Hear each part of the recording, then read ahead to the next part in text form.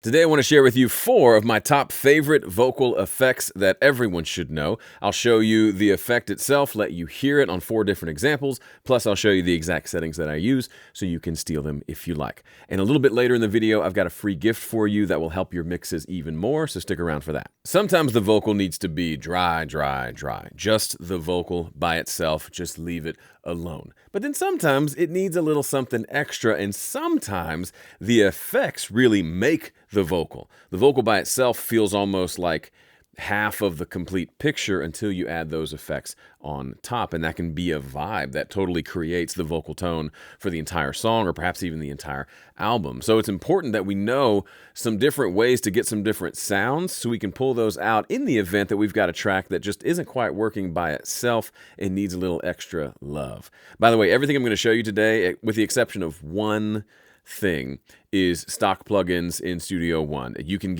There are great plugins out there. This is my favorite category of plugin. If you're going to buy plugins, get something creative, like an instrument that you can play or like fun effects that you can use to like change the sound. To me, like endless options for compressor and EQ, that just gets boring, so I just use the ones that come with my software. But if you want to get creative, like stuff like Sound Toys plugins, they seem really, really cool. I say go for it. But today I'm going to show you just using stock plugins in Studio One. Regardless of what tools you use, you need a system if you're going to mix songs. If you don't have a system, if your mixing process seems more like randomly spinning your wheels, crossing your fingers, and hoping for the best, I've got an alternative that works really well. It's my 5-step mix guide, and you can have it for free. Just go to 5stepmix.com to get your free copy. All right, let's jump in.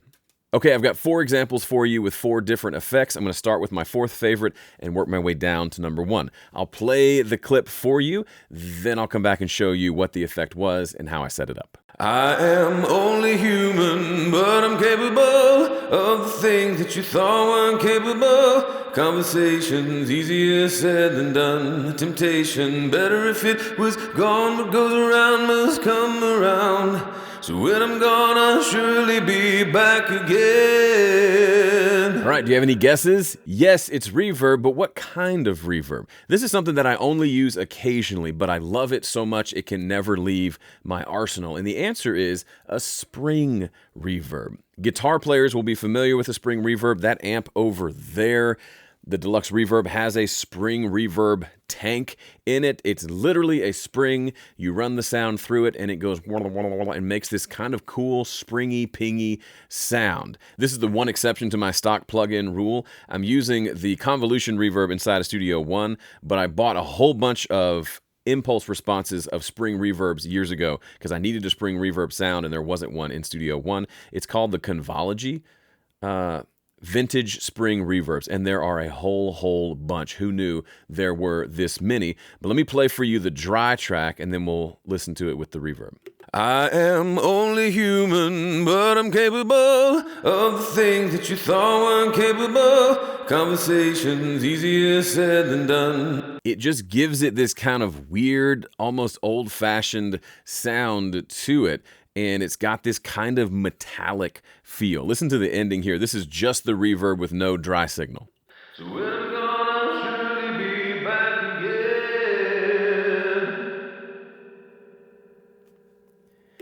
You can like hear the springs settling in as they stop rattling around. That's fascinating to me. So I will use this, like I said, occasionally, but sometimes you get a song that either needs an old school vibe or needs a little bit brighter metallic sort of a reverb to get that vocal to sit on top of the mix.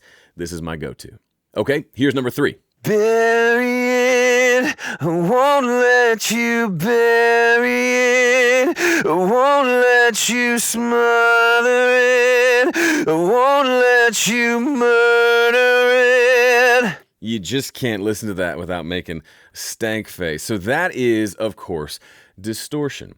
So I've got a compressor, EQ, and a de-esser on the vocal, but the star of the show here is this stock distortion plugin that comes with Studio One called Red Light Distortion. I've got it dialed in pretty aggressively, but then we're only hearing it 50%. So 50% of the sound is just the dry vocal. Bury it. And then here's what the fully distorted vocal sounds like. Bury it. But blended at 50% gives us that kind of breakup that happens when I dig into the vocal, gives it that kind of just dirty vibe. It sounds like something went wrong in a very, very good way that I really like. But having some of the clean vocal there too keeps a little bit of the clarity there, so it's not just sounding like an electric guitar or something that we can't really make out. We can hear both the vocal and the distortion, and it blends together nicely. Bury it, I won't let you bury it. I remember years ago hearing this effect on popular mixes and thinking, I just assumed that must be really heavy compression.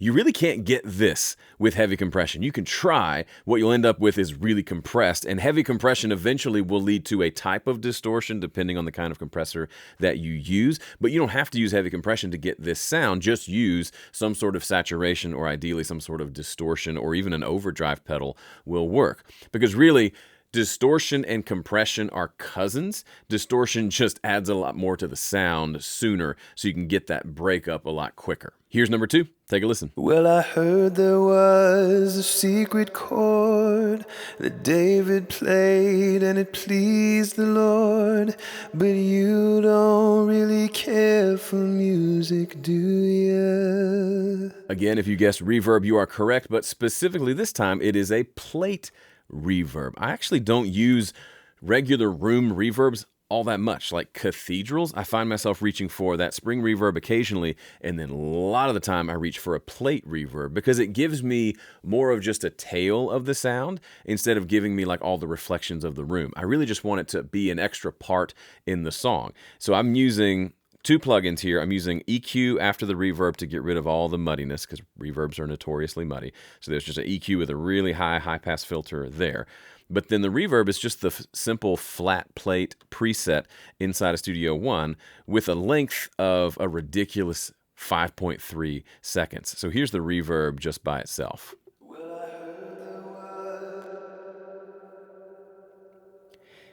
It continues forever, so you don't need very much of it, but it gives the vocal this width and this presence and becomes another part to the song. If you listen to the vocal without the reverb, it's a little bit uncomfortable. Well, I heard there was a secret chord.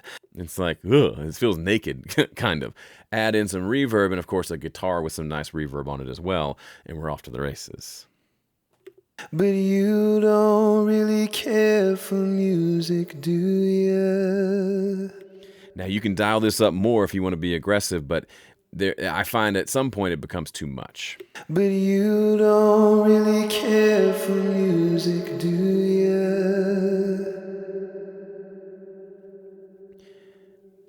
In that situation, the reverb really becomes the star of the show. In some songs, that might make sense, but you might want to check with the singer, too.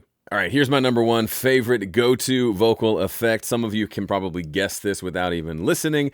I use it all the time. So these are in order of my favorite, but also in order of how much I use them. I would use this one every day, all day, every day if I could. Here it is.